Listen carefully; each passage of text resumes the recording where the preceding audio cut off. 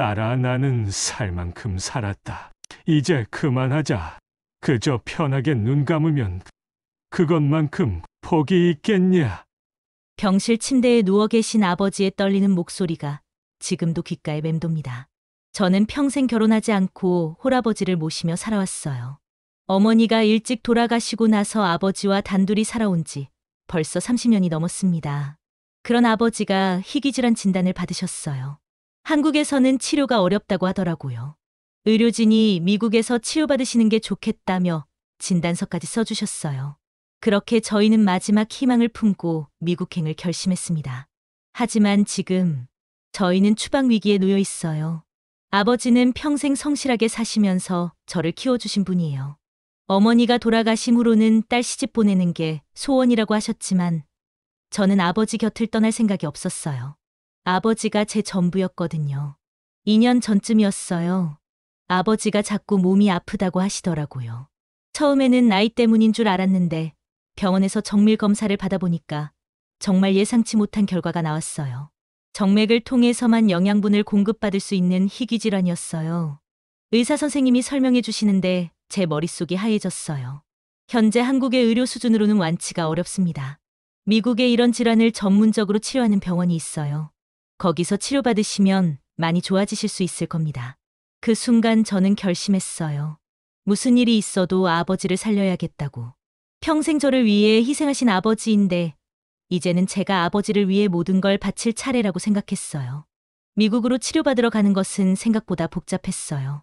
일단 병원 근처 머무를 집부터 찾아야 했고 비자 문제도 해결해야 했어요. 다행히 한국 의료진의 진단서로 B2 의료 비자를 신청할 수 있었어요. 서류 준비하면서 제발 승인되게 해주세요라고 간절히 기도했어요. 아버지 상태가 악화되고 있어서 시간이 많지 않았거든요. 다행히 비자가 승인됐어요. 아버지께 미국 가서 치료받을 수 있어요. 라고 말씀드렸더니 오랜만에 희망찬 표정을 지으시더라고요. 미국으로 가기 전에 제가 내린 큰 결정이 하나 더 있었어요. 한국에 있던 작은 가게를 정리한 거예요. 그 가게가 저희 생계의 전부였는데 미국에서 장기 치료를 받으려면 어쩔 수 없었어요. 사실 마음속으로는 더 큰 계획도 있었어요. 아버지 치료가 잘 되면 그리고 미국 생활이 안정되면 영주권이나 시민권까지 알아볼 생각이었어요. 한국에 돌아갈 이유도 별로 없었고 아버지 건강을 위해서라면 미국에서 계속 사는 것도 나쁘지 않다고 생각했거든요. 미국 공항에 내렸을 때 그 기분을 잊을 수가 없어요. 설레기도 하고 두렵기도 하고.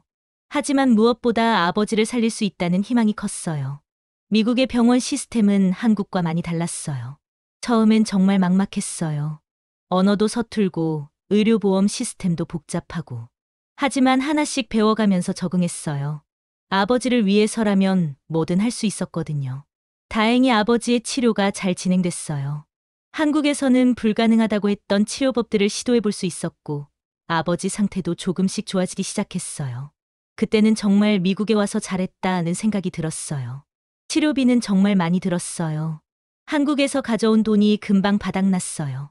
하지만 아버지가 좋아지시는 모습을 보니까 돈은 중요하지 않았어요. 언젠가는 해결될 거라고 생각했거든요. 미국 생활에도 점차 적응해 갔어요. 아버지 병원 근처에 작은 집을 렌탈하고 살면서 간병에 전념했어요. 아버지가 한국 음식을 그리워하실 때면 코리아타운에서 장을 보기도 했고요. 그런 평범한 일상들이 소중했어요. 아버지가 건강해지시면서 웃음도 많아지셨거든요. 이렇게 미국에서 새로운 삶을 시작하는 것도 좋겠구나 싶었어요. 그런데 지난달이었어요. 평소처럼 아버지 병원 다녀와서 우편함을 확인하는데 이민국에서 온 서류가 있는 거예요. 처음에는 뭔가 확인하는 서류겠거니 했는데 열어보고 깜짝 놀랐어요. 체류 연장 거부 통보와 출국 명령서를 받았어요.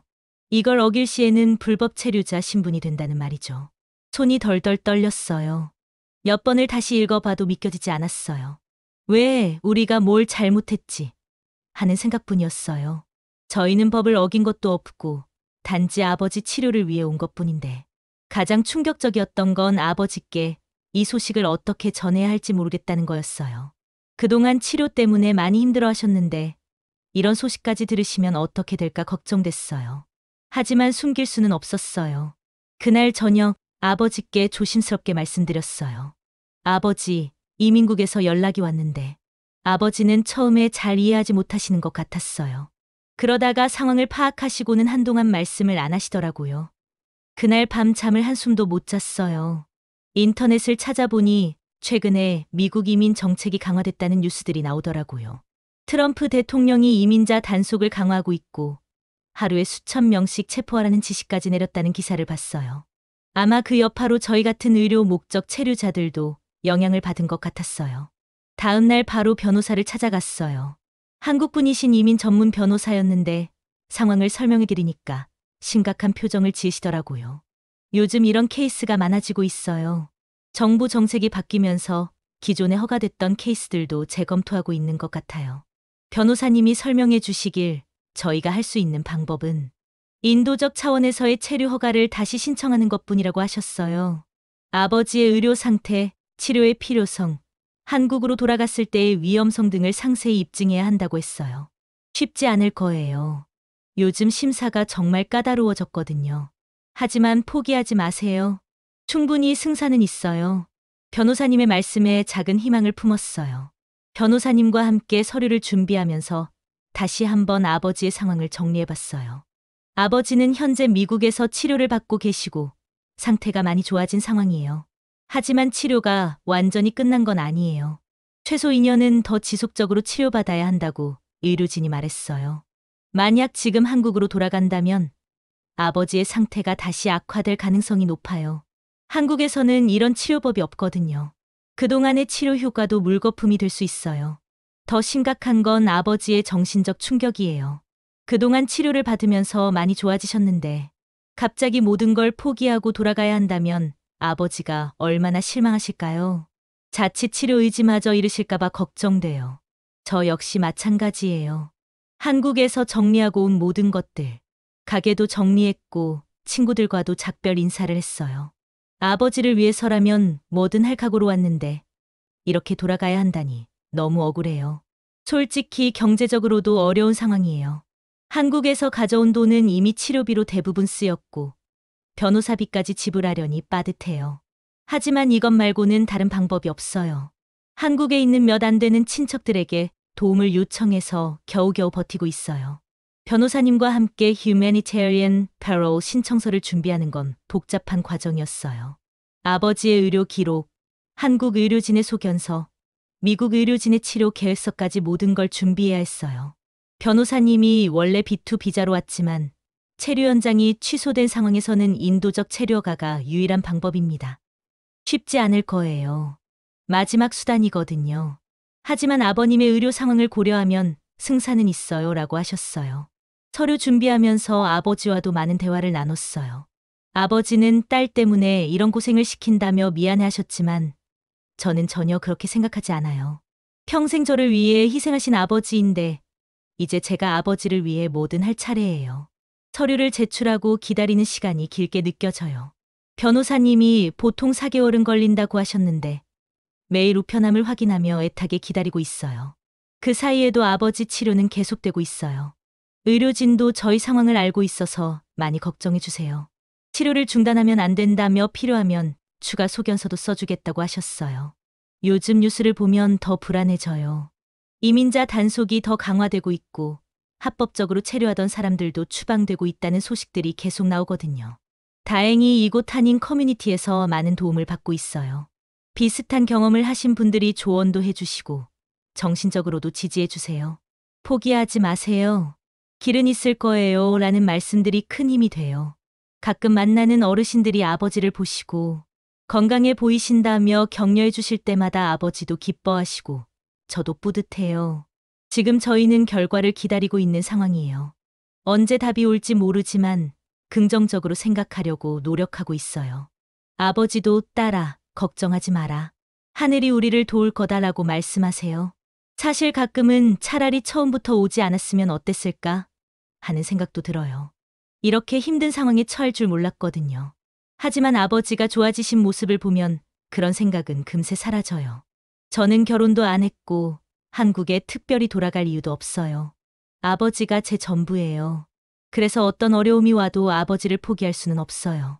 마지막까지 최선을 다할 거예요. 요즘 아버지와 자주 하는 이야기가 있어요. 만약 여기서 계속 살 수 있게 된다면 뭘 하고 싶으시냐는 거예요. 아버지는 작은 텃밭이라도 가꾸면서 평범하게 살고 싶다고 하세요. 그런 소소한 꿈들이 이루어질 수 있기를 간절히 바라고 있어요. 오늘 이 이야기를 하는 이유는 혹시 저와 비슷한 상황에 계신 분들이 있을까 해서예요. 먼저, 절대 포기하지 마세요. 체류 연장 신청이 거부되거나 취소되더라도 Humanitarian Parol이라는 방법이 있으니까요. 그리고 혼자 해결하려 하지 마시고 전문가의 도움을 받으세요. 한인 커뮤니티의 도움도 꼭 받으시고 모든 의료 서류를 꼼꼼히 준비하세요. 하나라도 빠뜨리면 결과에 영향을 줄 수 있어요.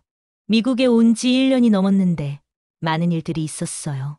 하지만 무엇보다 아버지와 함께 이 시간을 보낼 수 있어서 감사해요. 앞으로 어떤 결과가 나올지 모르겠지만 후회하지는 않을 거예요. 아버지를 위해 할 수 있는 모든 걸 다 했으니까요. 설령 한국으로 돌아가게 되더라도 이곳에서의 치료로 아버지가 많이 좋아지셨으니까 그것만으로도 충분해요. 하지만 가능하다면 여기서 계속 치료받고 싶어요. 아버지의 건강을 위해서도 그렇고 저희가 새로운 시작을 할 수 있는 기회이기도 하거든요. 여러분도 가족을 위해서라면 어떤 어려움도 극복할 수 있을 거라고 믿어요. 사랑하는 사람을 지키려는 마음만 있다면 길은 반드시 열릴 거예요. 여러분도 가족을 위해서라면 어떤 어려움도 극복할 수 있을 거라고 믿어요. 사랑하는 사람을 지키려는 마음, 그 마음만 있다면 길은 반드시 열릴 거예요. 저희 이야기가 여러분께 조금이라도 도움이 되었으면 좋겠어요. 그리고 저희를 위해 기도해 주세요. 아버지가 계속 건강하시고 저희가 여기서 평범한 일상을 이어갈 수 있도록 말이에요. 실시간으로 제보와 사연을 받고 있습니다. 여러분의 생각과 의견을 자유롭게 댓글로 남겨주세요. 구독과 좋아요는 채널 운영에 큰 힘이 됩니다.